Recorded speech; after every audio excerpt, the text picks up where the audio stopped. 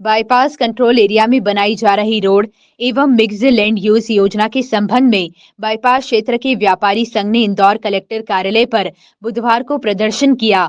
लोगों का कहना है कि उनकी जमीनों को विकास के नाम पर औने पौने दाम के मुआवजे में लेने की कोशिश हो रही है, जिसको लेकर व्यापारी संघ के लोग सैकड़ों की संख्या में हाथों में बैनर लेकर कलेक्टर कार्यालय पहुंचे और कलेक्टर आशीष सिंह के समक्ष अपनी मांग रखी।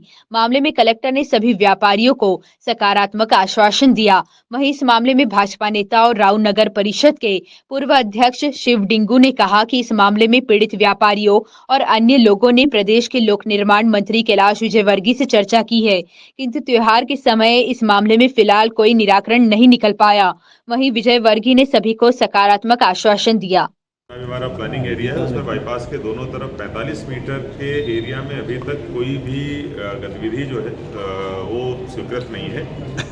इसीलिए वहाँ पर बड़े पैमाने पर भी देखा गया है कि अतिक्रमण भी हो रहे हैं। एक प्रस्ताव ये रखा गया था कि इस 45 मीटर में 22.5 मीटर पर बाईपास से लग के 4 लेन दोनों तरफ बना दी जाए और बाकी का जो 22.5 मीटर का एरिया बचता है उस पर मिक्स लैंड यूज की परमिशन दे दी जाए। ये प्रस्ताव रखा गया था और उस प्रस्ताव के ऊपर दावे आपत्तियां आमंत्रित करी गई थी। आज इससे संबंधित सभी दावे आपत्तियों की सुनवाई कलेक्टर कार्यालय में होनी थी, जिसमें कि बड़ी संख्या में लोग आए हैं, जिसमें कुछ व्यापारिक जो उनका संगठन है वो भी उपस्थित हुआ है। उन सभी की आपत्तियों की सुनवाई करी गई है और उन आपत्तियों का विधिवत निराकरण करके प्रस्ताव शासन को भेज दिया।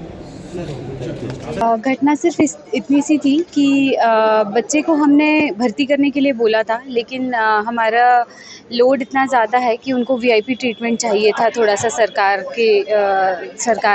सरकारी अस्पताल में। तो उस चीज़ के लिए वो लोग बहुत एग्रेसिव हो गए एंड बस उसके बाद उन्होंने 3-4 पूरे गुंडे टाइप के ही लोग थे, वो आए और वो सब कुछ जो उनको हाथ में दिख रहा था वो उठा के मार रहे थे। टेबल था, हमारा बेंच था, स्टूल था लोहे का, वो उठा के मार रहे थे। हमारी गार्ड को उन्होंने बाल से खींच के नीचे गिरा दिया और उसका सिर बहुत बार पटक दिया उस पर। फिर मैंने वीडियो बनाने की कोशिश की तो उन्होंने मुझे वीडियो बनाते हुए देखा तो मुझ पर भी बेल्ट से हमला किया। मेरे यहाँ के स्किन में छिल गया है और मेरे जो साथ वाले कलीग थे डॉक्टर शतांक, उनको उन्होंने बहुत ही ब्रूटली, बहुत ही बुरे तरीके से मारा। उनका पूरा गला दबा दिया था। गला दबा के एक इंसान ने गला दबाया था, एक इंसान उन्हें मार रहा था, उनके कपड़े फाड़ दिए, उनका जो भी उनके हाथ में था उससे मार रहे थे, बेल्ट से मार रहे थे। मेरा जो जूनियर है केशव, उसको भी 2-3 बार बेल्ट से मारा गया, उसके सिर पे चोट आई है।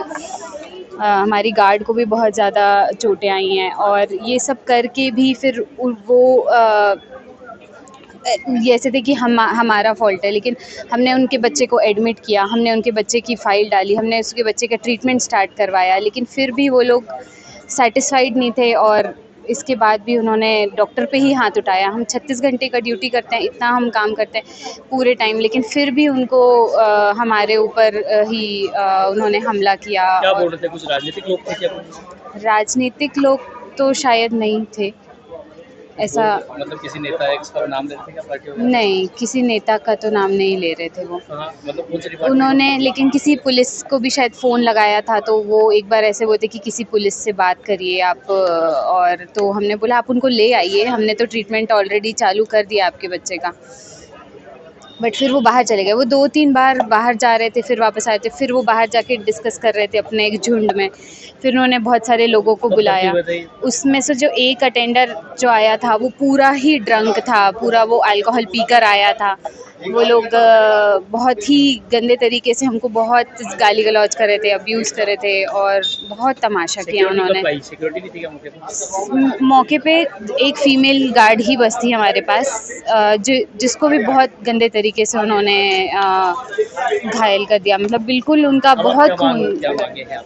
हमें एटलीस्ट 5 तो हमें सिक्योरिटी चाहिए है, जिनके पास प्रॉपर कुछ उनके पास वेपन्स हो, लाइक कुछ लाठी हो, कुछ हो, कि एटलीस्ट वो हमारा और उनका खुद का ही वो प्रोटेक्शन कर सकें।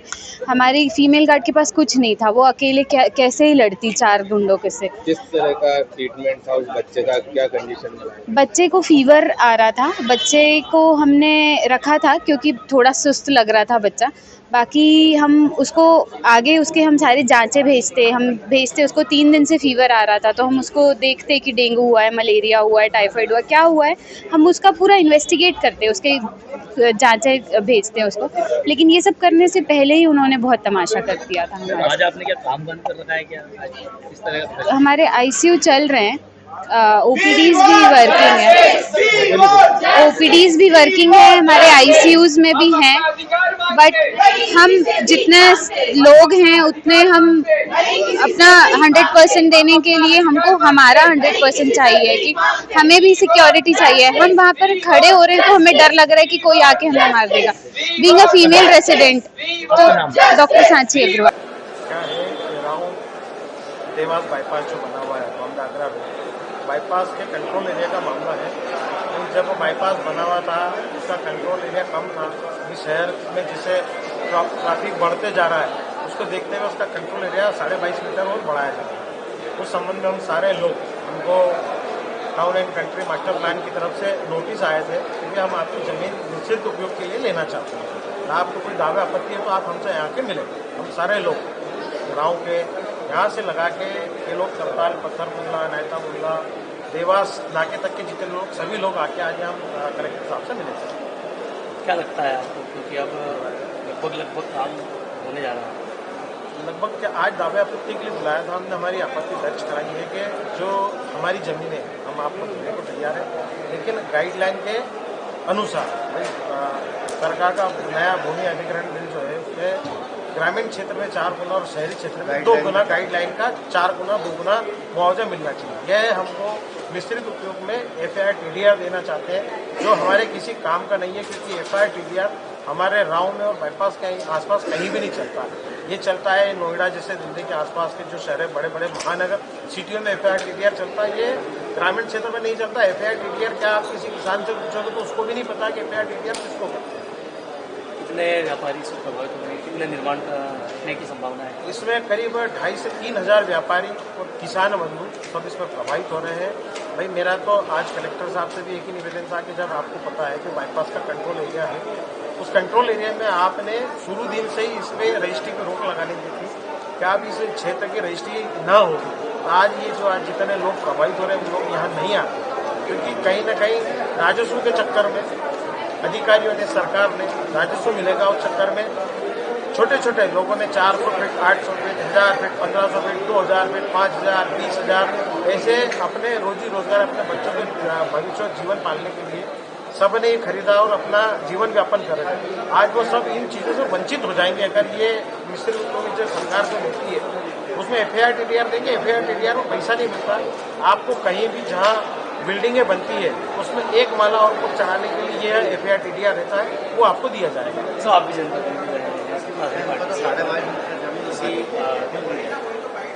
किसी जनप्रतिनिधि, मंत्री या संबंधित पदाधिकारियों से बात की आपकी इस मामले में? अभी हमने माननीय राष्ट्रीय महासचिव आदरणीय मुख्यमंत्री कैलाश विजयवर्गीय से बात करी थी। अभी नागपुर के चुनाव को चलते हुए वो ज़्यादा व्यस्त थे, उन्होंने बोला 1-2 दिन में मांगा सारे लोगों के लेके आओ और अपन बैठ के बात करेंगे। मैंने उनसे भी एक ही मांग रखी कि भाई साहब हमको जो 22.5 मीटर हमसे जो जमीन ले रहे हैं उसका हमको एफआईआर टीडीआर नहीं चाहिए, हमको गाइडलाइन का 2 गुना 4 गुना जो हमारा हक ईमानदारी का बनता है वो हमको दिलाया जाए। आपका नाम? शिव डिंगू, पूर्व नगर परिषद अध्यक्ष राव।